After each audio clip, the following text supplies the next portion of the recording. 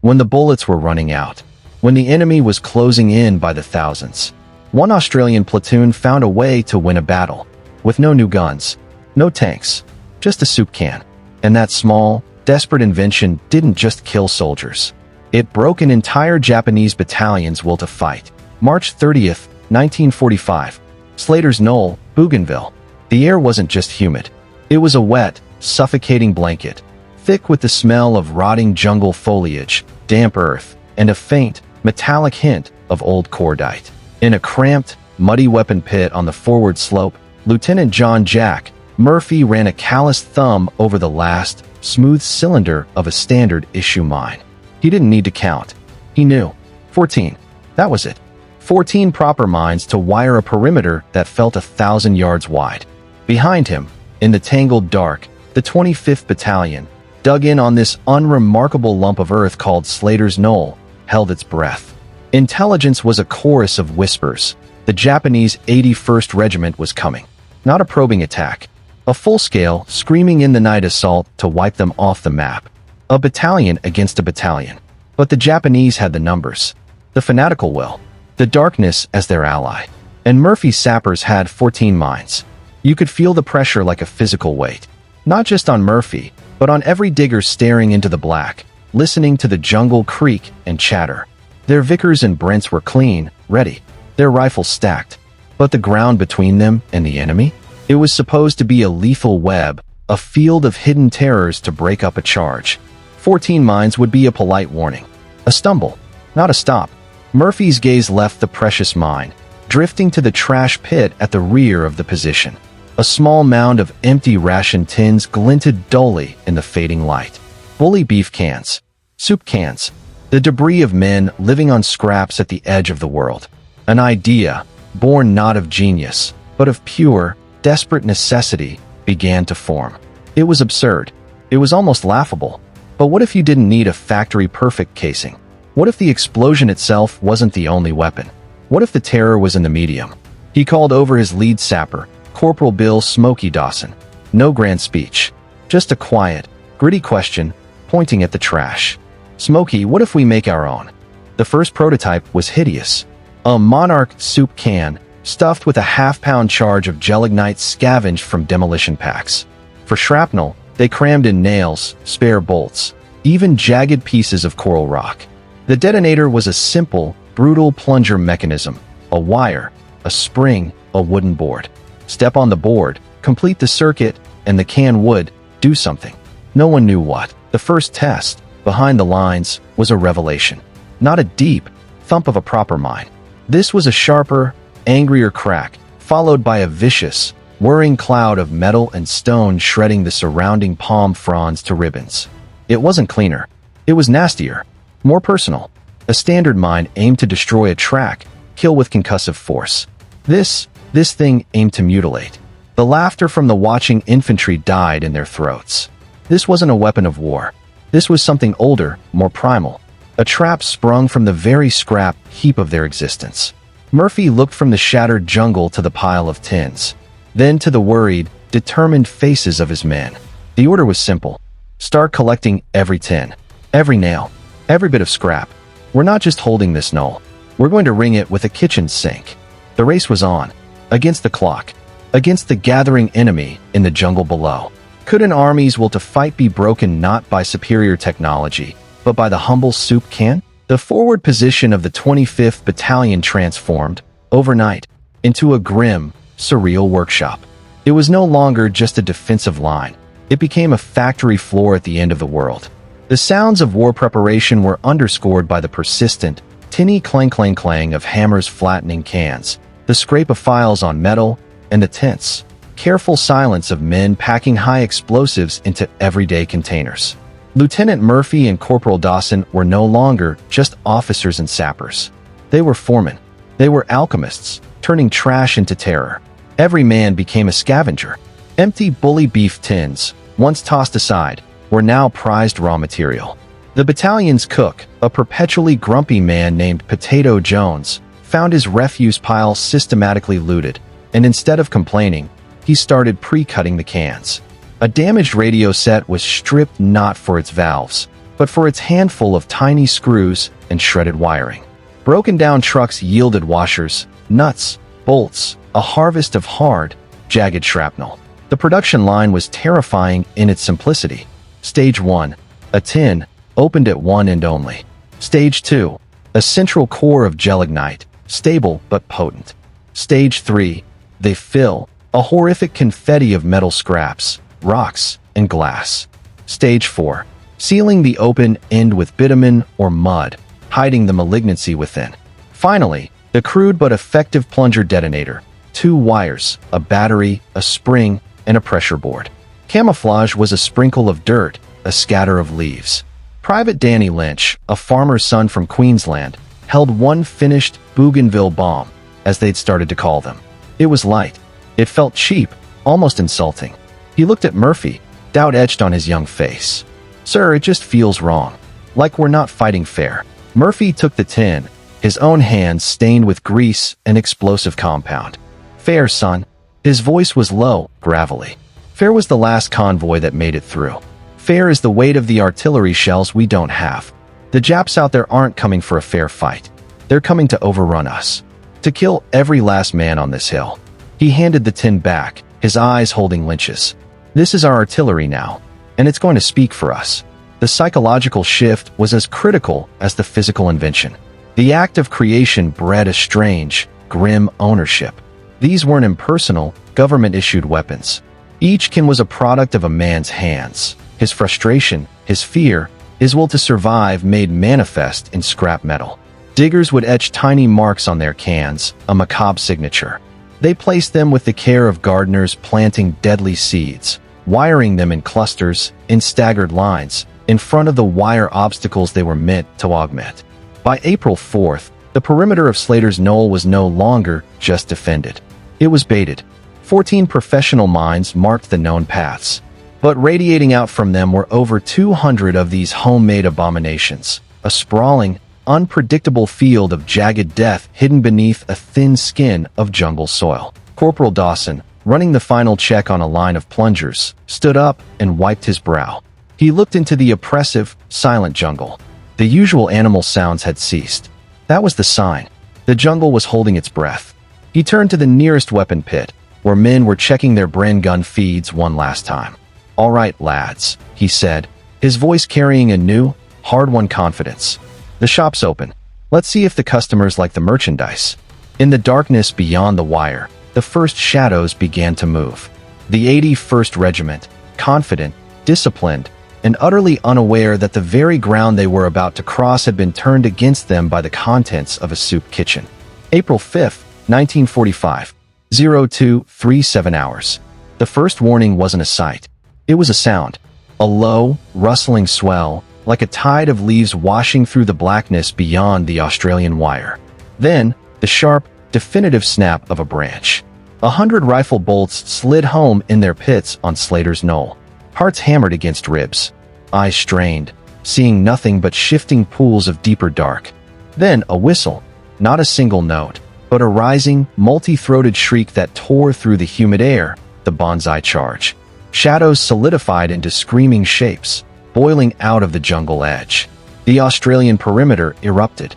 Bren guns stuttered orange fire. Rifle shots popped like strings of firecrackers. The first wave of Japanese soldiers hit the coiled barbed wire, tangling, cutting, some throwing themselves atop it as human bridges for the men behind. This was the moment Lieutenant Murphy waited for. The moment the enemy massed, compressed, and committed. He nodded to Corporal Dawson, hunched over a small plunger box linked to a cluster of the precious, real mines. Thump, thump, thump. The deep, concussive detonations of the standard mines were satisfying. Dirt fountained. Bodies were thrown. A breach in the wire was illuminated in a flash of hellish light. But the enemy tide, disciplined and driven, began to flow around the craters, funneling toward the gaps. This was what the Japanese commanders had planned for. They had accepted the cost of mines. They pushed forward, officers waving sabers, voices raw with fury. Then, a private named Lynch, watching from his pit, saw a Japanese soldier's boot land squarely on a slightly raised patch of earth marked by a tiny, almost invisible scrap of frayed radio wire. The explosion was different. not a thump, but a deafening, sharp crack. It was followed instantly by a sound that chilled the blood, a sickening, whirring hiss, like 100 angry hornets unleashed at ankle height. In the strobing light of muzzle flashes, the effect was visible. It wasn't just an explosion. It was a lateral spray, a scythe of nails, bolts, and rock fragments that didn't just go up, it went out. The screaming changed. The triumphant banzai shrieks fractured into raw, animal shrieks of agony. Men didn't just fall. They were cut down, their legs shredded from beneath them. The can's thin casing offered no resistance, allowing its horrific payload to scatter with maximum mangling force. Then another crack hissed to the left. Then another, closer to the center. And another. The night disintegrated into a cacophony of these sharper, angrier blasts, each one punctuated by that terrifying whir and new waves of tormented screams. You have to understand, a soldier expects to be shot at. He braces for the impact of artillery, the crump of a mortar. But this was chaos of a different order. Invisible, unpredictable, and intimately brutal. It didn't come from the enemy lines. It erupted from the very ground beneath their feet, from the mud they clutched for cover. A Japanese sergeant, dragging a writhing comrade back from the wire, watched a lieutenant take 2 confident steps forward only to vanish in a spray of mud and metallic noise. When the air cleared, the officer was on the ground, alive but screaming, staring at what was left of his legs. The sergeant froze. His mind, trained for sacrifice, couldn't process this. What kind of weapon did this? What devilry was this? On the knoll, the Australians watched, initially in stunned silence. Their homemade weapons were working. More than working, they were dominating. Murphy's voice cut through the din. Calm, relentless, hold fire. Let the cans do the work. The battlefield psychology flipped. The attackers were no longer charging an enemy. They were navigating a field of personalized, random mutilation. Every shadowed hollow, every slight mound of earth, became an object of terror. Their advance didn't just slow. It seized up, convulsed, and began to recoil. The cohesive, screaming battalion shattered into isolated knots of confused, terrified men, trapped between the steady Australian rifles and the screaming, unseen demons in the dirt. The first attack bled out into the jungle before dawn, leaving behind a perimeter that didn't just hold. It hummed with a new, grim power. And the night was young. The 81st Regiment would try again, and again, 4 or 5 nights. But on this first night, on the slopes of Slater's Knoll, a new and terrible truth was born. An army's spirit can be broken not just by superior force, but by the sheer, inventive horror of the soup can. Dawn on April 5th revealed a battlefield transformed. The craters from the few standard mines were neat, geometric scars. The zones around the soup can traps were something else entirely. They looked ravaged, torn up. The surrounding foliage wasn't just blown over, it was shredded, as if by a giant, angry threshing machine. And the ground itself told the story the departing Japanese had left behind. For the men of the 25th Battalion, the silence after the firefight was heavy, punctuated by the moans from beyond the wire.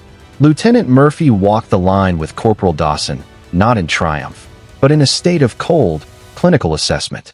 They were engineers surveying a successful, if horrifying, test. "Look at the spread, smoky," Murphy murmured, crouching by a triggered can. The pattern of shrapnel in the dirt and trees fanned out in a 180-degree arc, no more than knee-high. It's not about killing. It's about area denial.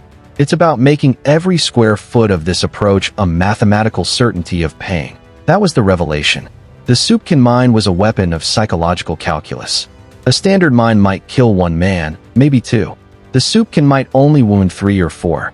But those wounded men didn't just fall silently. They screamed. They needed 2, 3 other men to drag them back, taking more fighters out of the assault. A single, nasty blast created a vortex of chaos, a localized collapse of order and momentum. Back in the Japanese lines, the calculus was being calculated in a different currency, morale. The wounded who were retrieved brought back not just injuries, but stories. Stories of a weapon they couldn't describe, couldn't predict. Officers of the 81st Regiment, trained in the Bushido code that valued a clean death by shell or bullet, were baffled. This was undignified, barbaric. It weaponized uncertainty. The second night, April 6th, proved the point. The attacks came again, but they were different. Hesitant. The banshee screams of the banzai charge were muted, replaced by cautious, probing movements. The Japanese soldiers came slower, testing the ground ahead with rifles, bayonets, even sticks. And the Australians had adapted, too.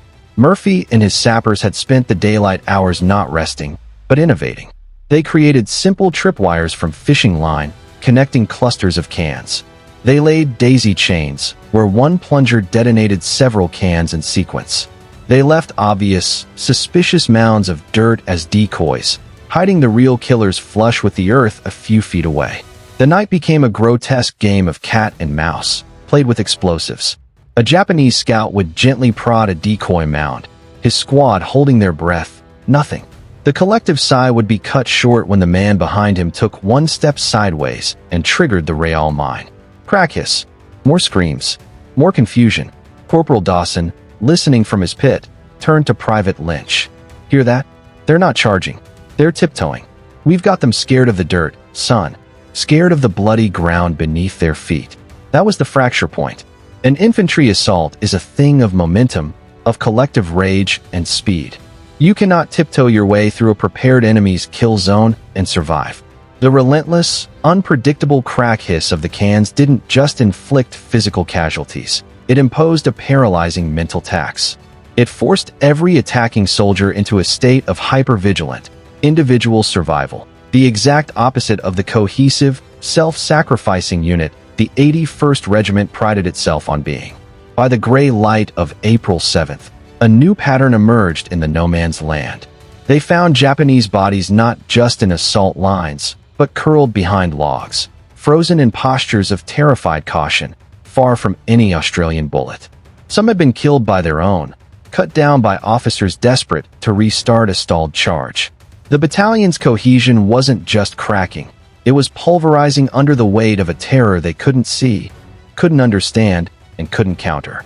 The will to fight isn't broken by death alone. It's broken by the erosion of purpose, by the transformation of a noble charge into a doomed, careful shuffle through a garden of invisible mutilation. The soup cans had changed the very rules of the battle, and in the Australian lines, a grim confidence solidified. They were no longer just defending a hill. They were conducting a brutal symphony, and the orchestra was made of empty ration tins. April 9th, 1945. Pre-dawn. The fifth night. The silence was the most profound weapon of all. On the slopes of Slater's Knoll, the Australian diggers waited, but the tension had a new quality. It was no longer the brittle anxiety of men expecting a tsunami. It was the watchful patience of hunters who had turned their ground into a trap. They'd heard the sporadic crack hiss of cans triggered by cautious probes earlier in the night, each blast a lonely punctuation mark in the dark. But the great, screaming tide of men? It never materialized. Lieutenant Murphy, his face etched with 5 days of grime and relentless focus, stood in his command post, listening to the nothingness. The jungle spoke in its normal, indifferent night sounds, the chirp of insects, the rustle of possums. The absence of human movement was a roaring testament. Corporal Dawson approached, a canteen in hand. "They're spent, Jack," he said, his voice hoarse. "The battalion's broken. Not by us. By our rubbish." He was right. The final, fragmentary intelligence and the sounds from the enemy lines painted a clear picture. The Japanese 81st Regiment was a shattered instrument. Their attacks had devolved from full-scale assaults to desperate, piecemeal raids, and then to nothing. The offensive spirit, the elan that drove human wave tactics, had been extinguished, not by overwhelming firepower, but by a pervasive, demoralizing dread. How do you order men to charge across ground that might randomly remove their legs? How do you maintain Bushido fervor when death comes not from a worthy opponent's bullet, but from a buried kitchen scrap? As the first gray light of April 10th seeped into the sky, patrols ventured out beyond the wire. The scene was a forensic map of the soup can's victory. They found the impact zones not by large craters, but by the distinctive, shredded patterns on trees and the terrible, personal debris left behind. A blood-soaked boot here, a discarded field dressing there. They found evidence of panicked, chaotic retreats, aborted weapon pits, equipment dropped in haste. Most tellingly, they found few fresh bodies in assault positions. The Japanese had succeeded, in the end, only in recovering their dead and maimed under cover of darkness. A brutal, exhausting task that had consumed their final reserves of energy and morale. The 81st Regiment hadn't been annihilated. It had been rendered combat ineffective. Its will to launch a coordinated attack had been systematically dismantled, can by can, blast by blast, night by night. Back on the knoll, Private Lynch sat with his back against a sandbag, turning an untriggered Bougainville bomb over in his hands. The crude soldering, his own initials scratched near the base. He thought of his doubt, that first day. It doesn't feel fair. Now, he understood Lieutenant Murphy's lesson. This war, in this unforgiving green hell, wasn't about fair. It was about survival. It was about using every scrap of wit and will you had. The tin in his hand wasn't just a weapon. It was a symbol of that defiant, desperate ingenuity. The Battle of Slater's Knoll would be recorded as a successful defensive action, but the men who fought it knew the deeper truth.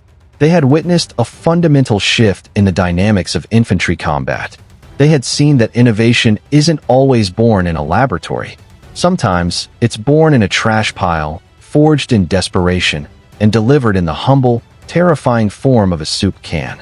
The victory wasn't measured in territory gained, but in an enemy's spirit broken. The Japanese battalion didn't retreat because they were outgunned. They retreated because they were outthought. Because the men on that lonely hill had looked at their dwindling supplies, looked at the encroaching jungle, and decided to weaponize their own scarcity. As the tropical sun finally burned away the morning mist, illuminating the quiet, held ground, a profound exhaustion and a fiercer pride settled over the 25th Battalion. They had held, not just with what they were given, but with what they had made. This was just one of countless untold stories from the Second World War. Subscribe to the War Archives as we continue to bring these forgotten chapters of history back to life.